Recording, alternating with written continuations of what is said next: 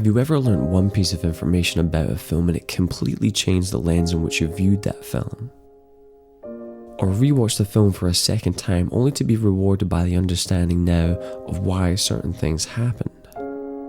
You know, it worked for Fight Club, The Sixth Sense and following, but Michael Clayton relies much less on a final plot twist.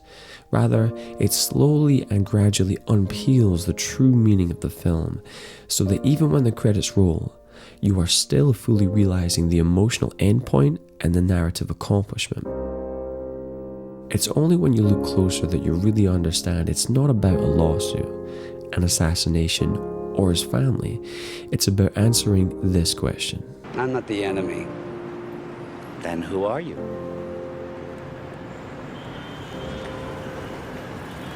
Wayne said you had some connections. Yeah, let me get a pen.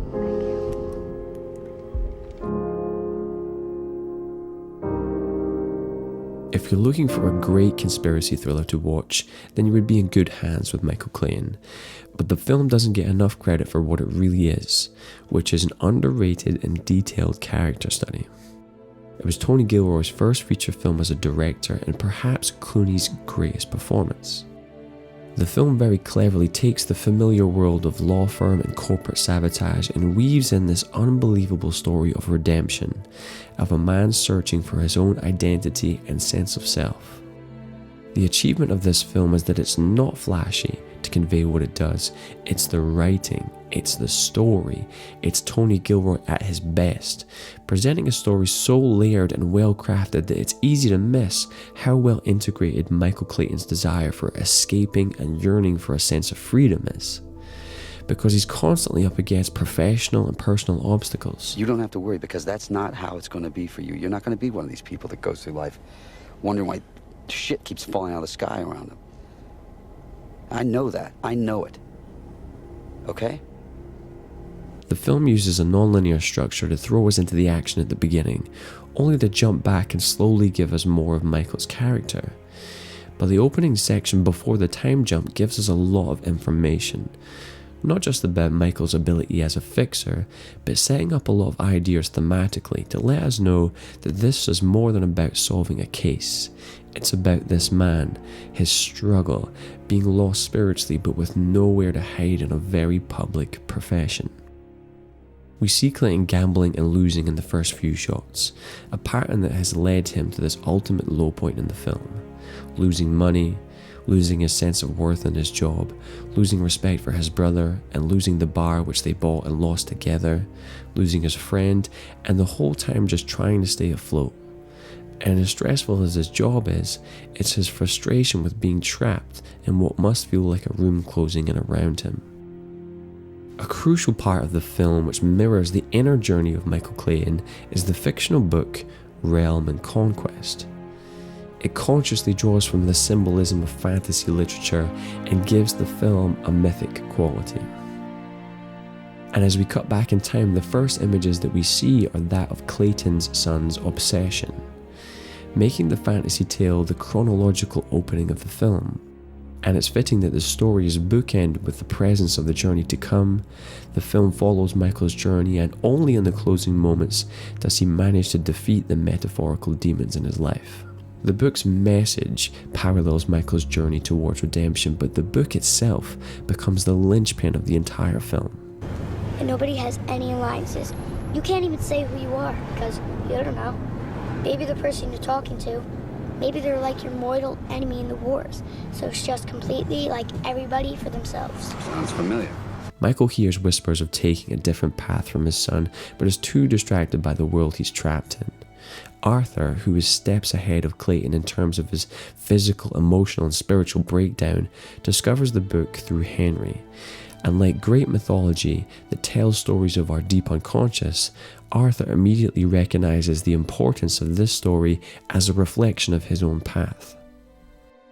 Mixing the spiritual world with the law world, Arthur names his manifesto Summons to Conquest, and takes the moral action in a world of corrupt executives, which leads to his assassination.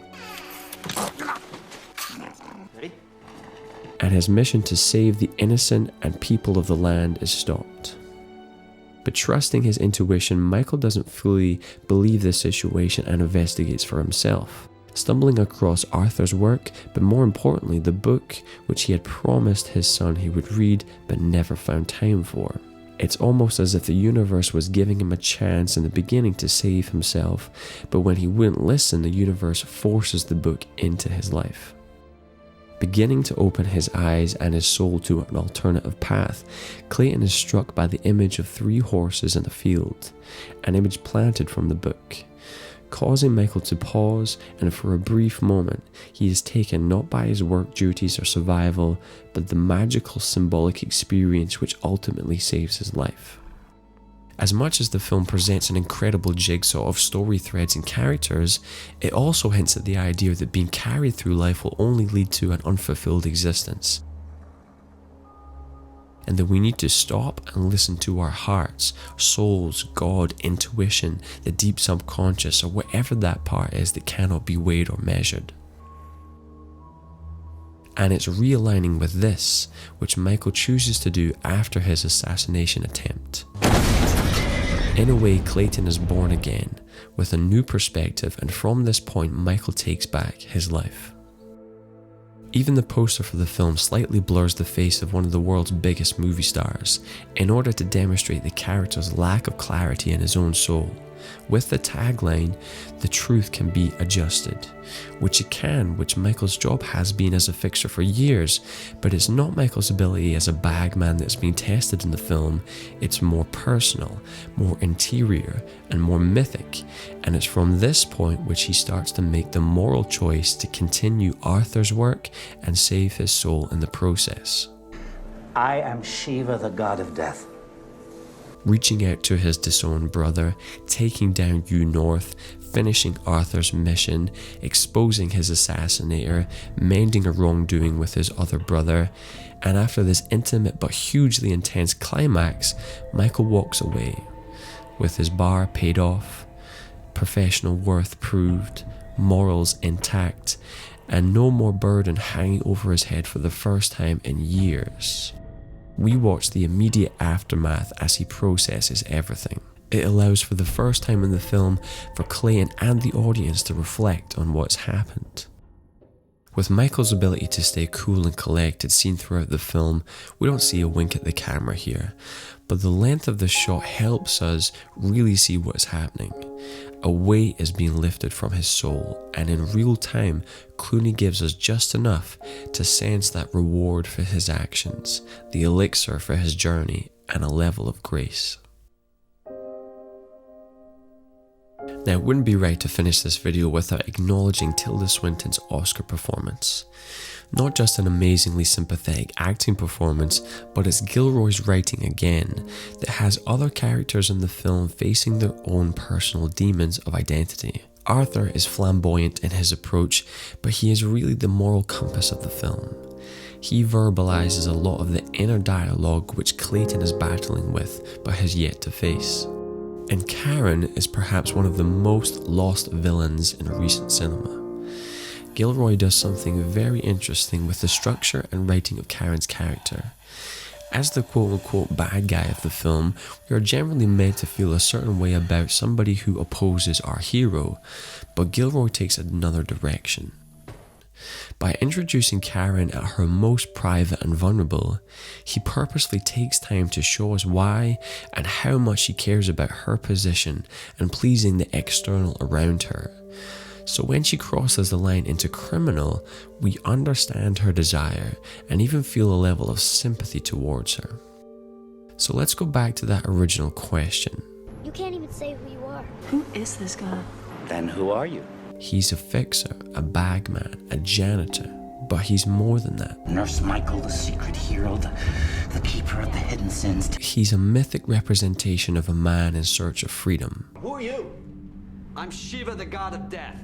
Ronnie, I need security out here immediately.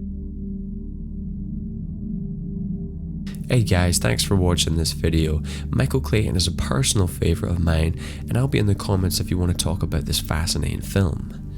Now I make a video every Monday, so if you want to stay updated and support the channel, then please subscribe. If you're interested in exploring films like this one, maybe check out my Shame analysis, or my film analysis on Unbreakable, another incredibly underrated film. Thanks for watching, and I'll see you next Monday.